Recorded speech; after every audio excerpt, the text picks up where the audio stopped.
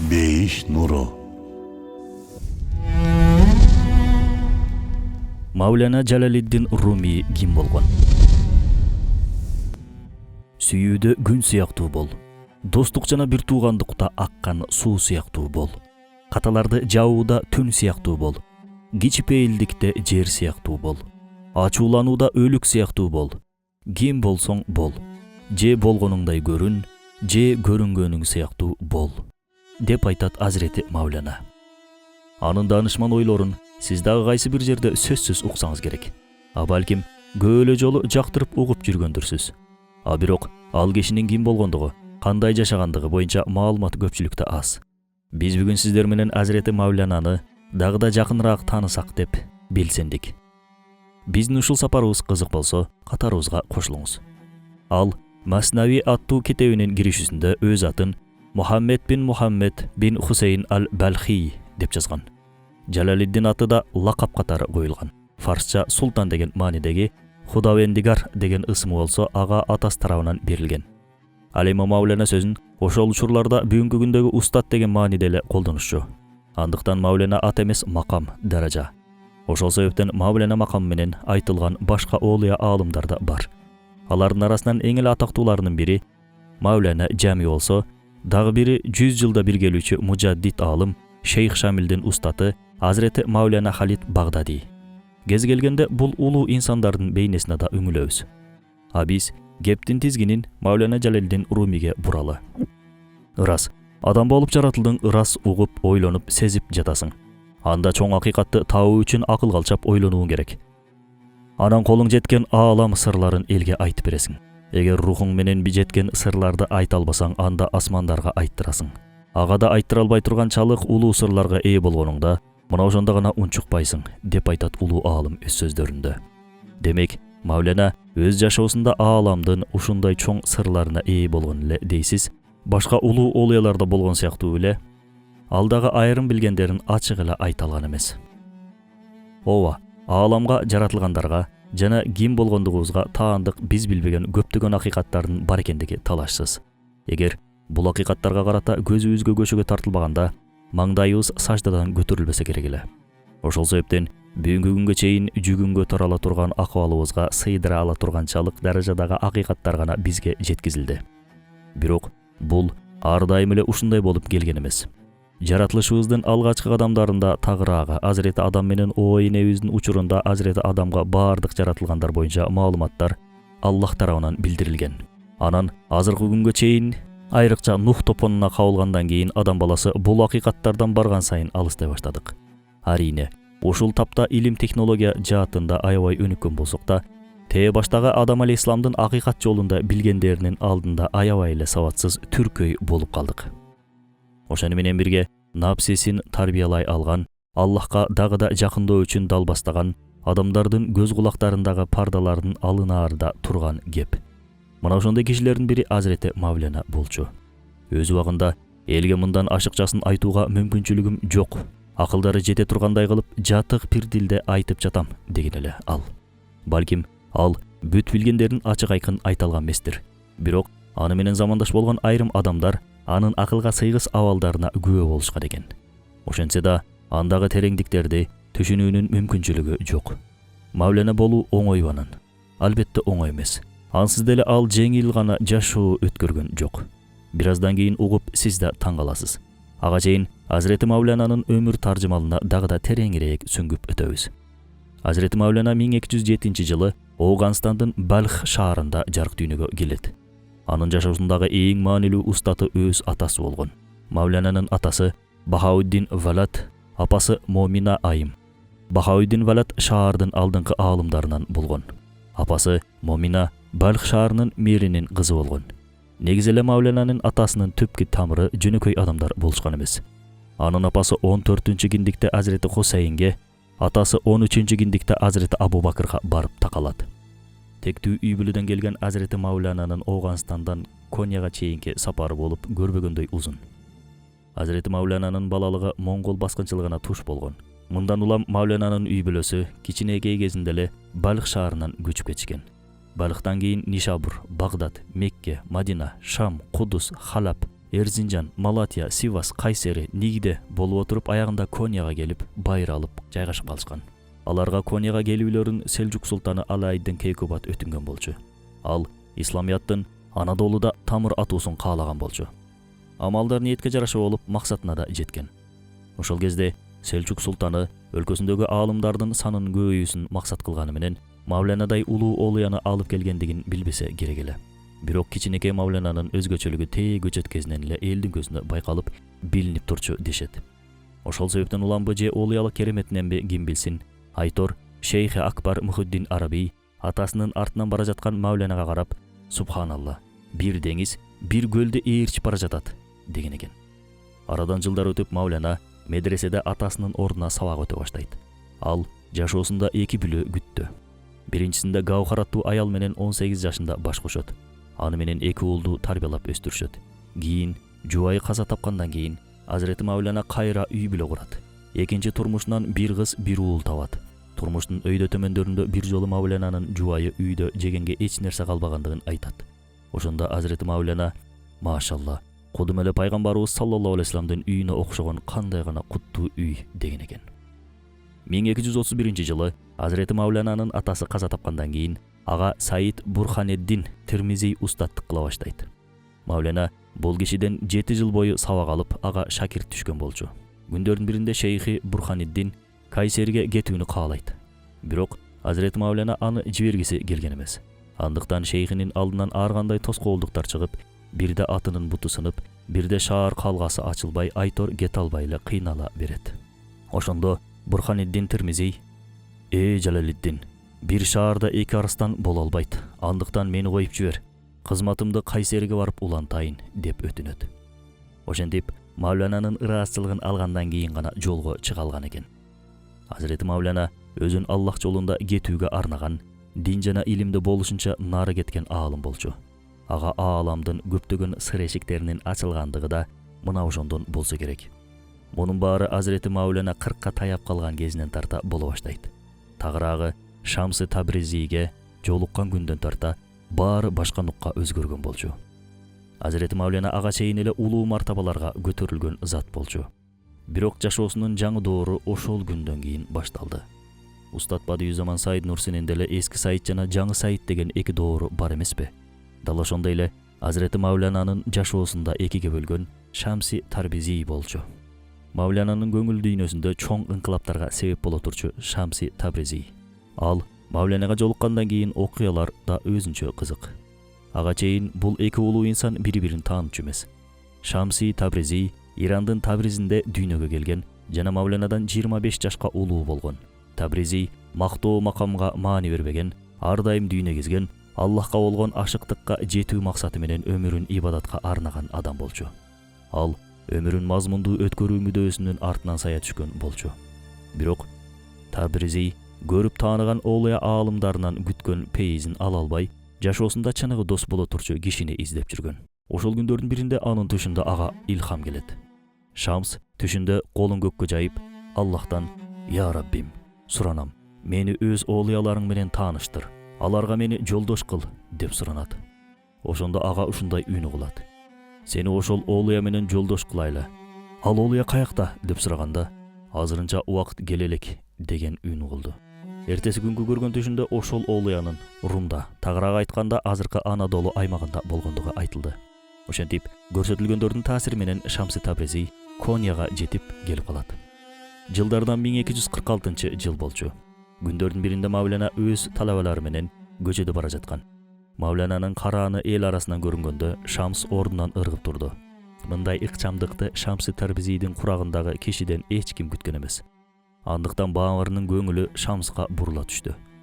Баштан аяк капкара кийинген Шамси Табризи кызыктай караштары менен Азирети Мавленага карап: «Айтчы, эй румилик молдо, пайгамбарыбыз Мухаммад саллаллаху алейхи вассалам дагы да улуу же тасаввуф алымы Баязети Бистамиеве?» деген кызыктай бир суроо берди. Азирети Мавлена бул сандырак суроого аябай олуттуу карап: «Мында тартыша турган эч нерсе жок. Пайгамбарыбыз Мухаммад саллаллаху алейхи вассалам бир пайгамбар. Баязети Бистами болсо анын үммөтү. Албетте пайгамбарыбыз Мухаммад саллаллаху алейхи вассалам улуу» деди. Шамс суроосунун ичин каза: «Анда эмне үчүн Аллах элчиси ар дайым Аллахым, Seni жетээринче таанып, сага жараша турган көрүнүштө ибадат кыла албадым, дейт да Баязит Бистами мени мактап даңктагыла. Анткени жуббамдын ичинде Аллахтан башкасы жок деп мактанат, деп сурады. Мавлена бул оор суроонун алдында бир саамга ойлонуп туруп калган эле. Базардагылардын баары кулак түрүп Азирети Мавленадан суроонун жообун күтүшүп жатышканда баары тынчып калды.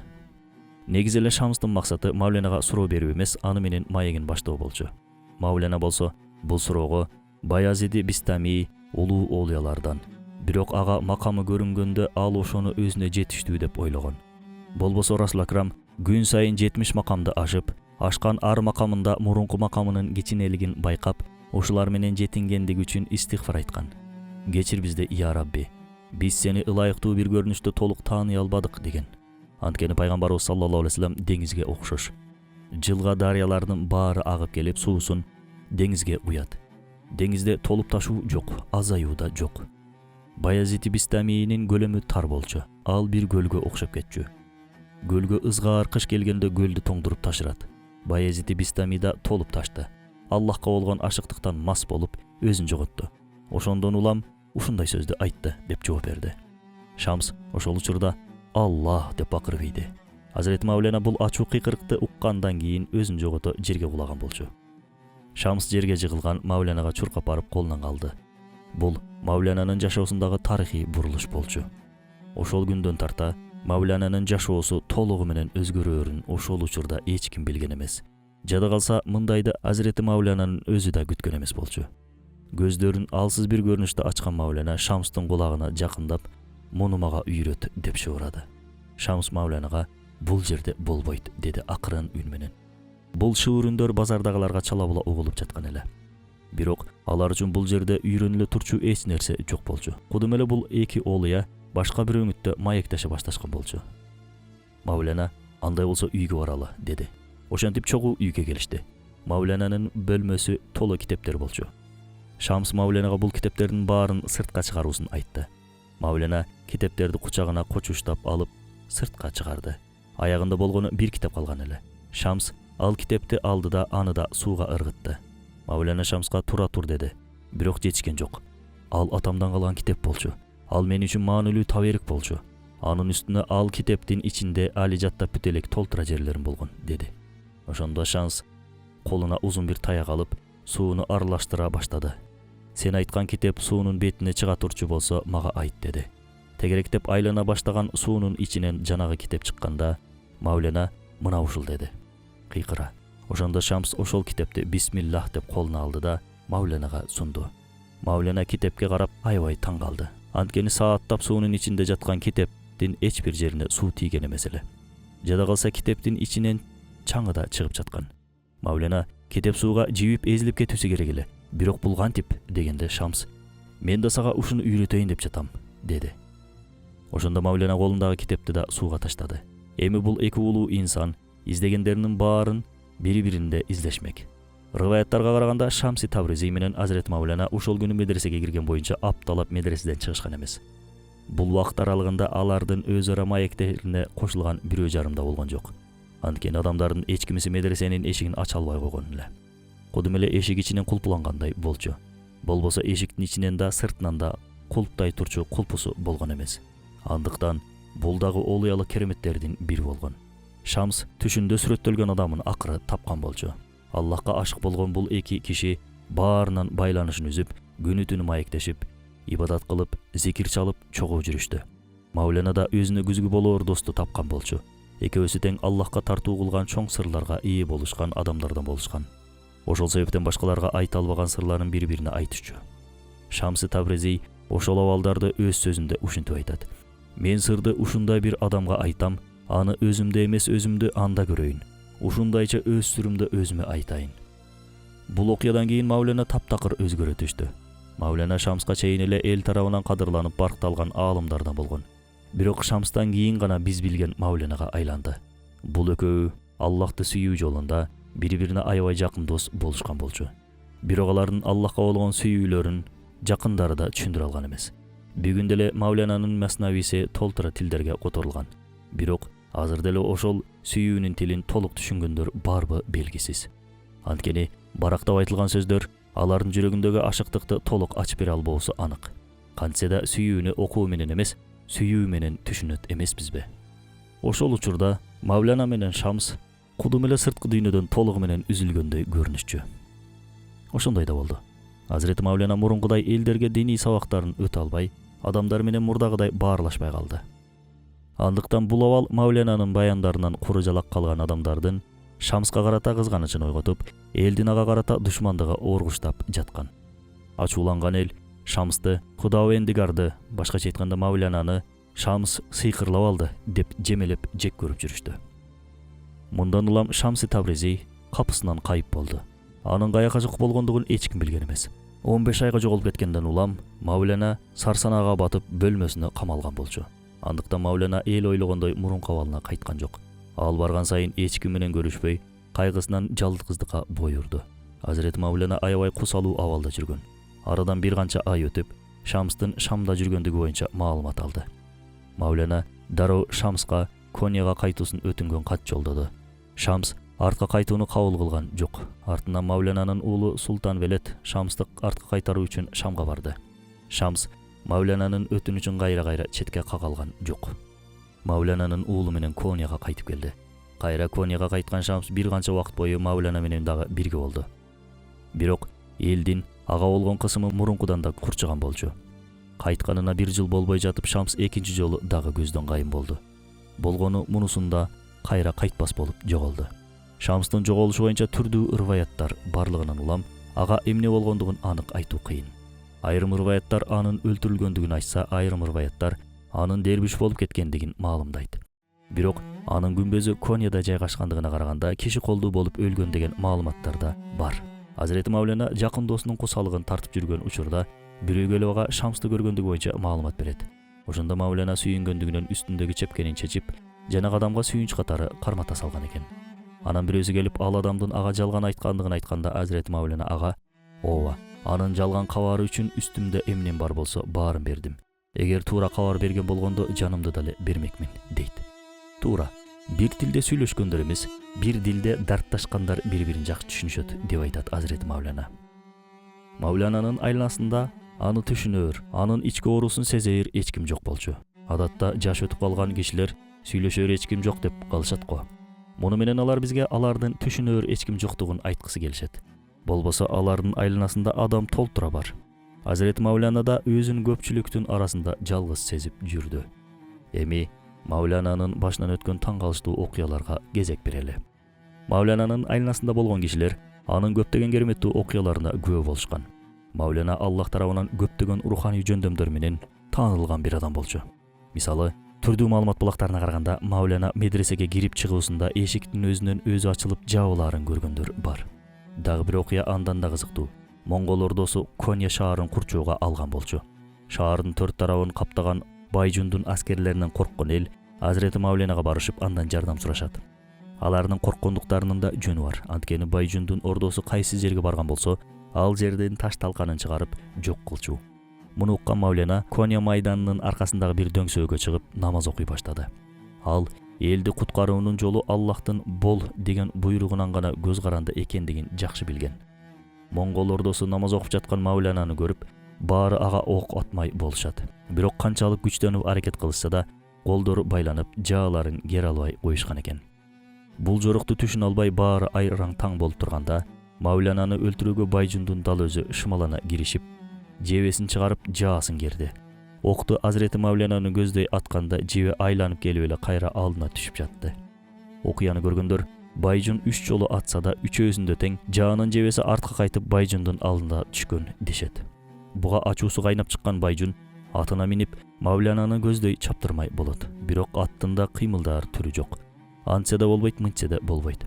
Байжун ошондо гана шаарды курчууга алуу пикири туура эмес болгондугун баамдайт.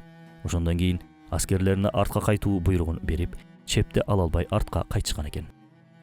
Дагы бир окуяда алхимияны аябай өздөштүргөн, башкача айтканда бир топ нерсени башка нерсеге өзгөртүү илимин үйрөнгөн бир топ христиандар Азирети Мавлянага келишет.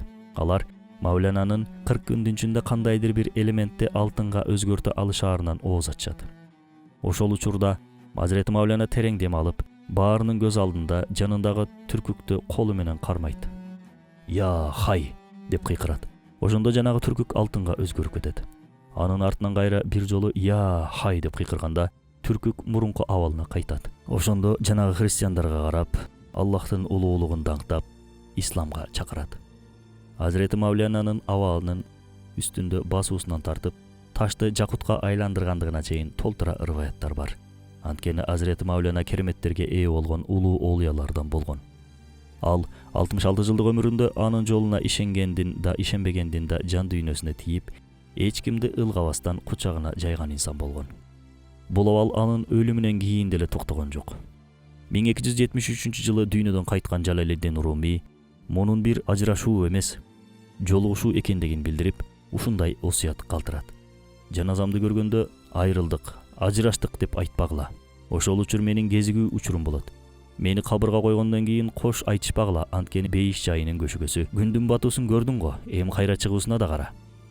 Күн менен айга батуудан эмне зыян келмек? Сага батуусу көрүнөт, бирок ал чыгыш. Мүрзө түрмө сыяктуу көрүнөт, бирок ал руктун кутулуусу. Жерге көмүлүп да өнүп чыкпаган кайсы урук бар? Анда эмне үчүн адам уругунан күмөн санайсың? Бүгүнкү күндө Азирети Мавлананын күмбөзү Коnya шаарында жайгашкан. Жыл сайын миллиондогон туристтер аны зыярат кылганы келип кетишет. Күмбөздүн астында мазар бөлмөсү бар дешет. Мана ошол бөлмөгө кирүү үчүн эч кимге уруксат жок экен. Кезинде бул бөлмөгө султан падышалар да кире алышпаптыр. Бир гана жолу 7 жаштагы жеткинчек кыз кирген дешет. Андагы рываяттарга караганда султан 4-Мурат такта отурган убагында Азирети Мавлананын күмбөзүн зыярат кылуу үчүн келет.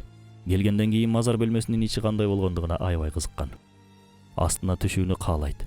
Бирок ошол учурда чоң мавлавилери бул абалга тоскоол болушуп, султанга да уруксат беришпей коюшат. Султан Мурат мазар бөлмөсүнүн ичине кызыккандыгынан үстүнөн карап жатканда колундагы тасписин ылдыйга түшүрүп жиберет. Ошол таспинин султан үчүн кандайдыр бир мааниси болсо керек. Аны алып чыгуу үчүн аябай күчүргөн экен. Ошондо мавлавилер таспини алып чыгуу үчүн 7 жаштагы секелек кызга айласыздан уруксат беришиптир. Мазар бөлмөсү боюнча баарына баалым болгон нерсе бөлмөнүн эки жагында тең 2 тепкич болгондугу. Ылдыйда эмне бар экендиги боюнча эч кимдин эч кандай маалыматы жок. Болбоду да. Албетте ошол бөлмөгө кирген кыздан башка. Балким кыз таспини алып сыртка чыкканда ылдыйда эмне барлыгын баарын айтып бермек. Бирок эмне болду дебейсизби? Ошол секелек кыз мазар бөлмөсүнөн тилин жутуп алган сыяктуу чыкты. Астында эмне көрсө да сыртка чыгып айта бере албас болду. Кыз балким корккондугунан улам дудук абалга келген эле ким билсин. Бирок кызга эмне болгондугун эч ким биле алган жок. Ооба, Мавлана боюнча айлап жылдап айтса да андагы ашыктык жана илим дарыясы бүтпөйт. Чексиз ашыктыкка Азирети Мавлананын басып өткөн улуу жолун кыска гана видео роликке сыйдырууга аракет жасадык. Эмесе ал бар жошоосун 3 сөзгө сыйдырыптыр. Биз да бүгүнкү чыгарылышыбызды да ушул 3 сөз менен жыйынтыктайбыз. Азирети Мавлана ушинтип айтат: бар өмүрүм 3 сөздөн ашпайт. Бүт өмүрүм болгону ушул 3 сөз. Кам, башкача айтканда чийки болчум. Күйдүм, быштым.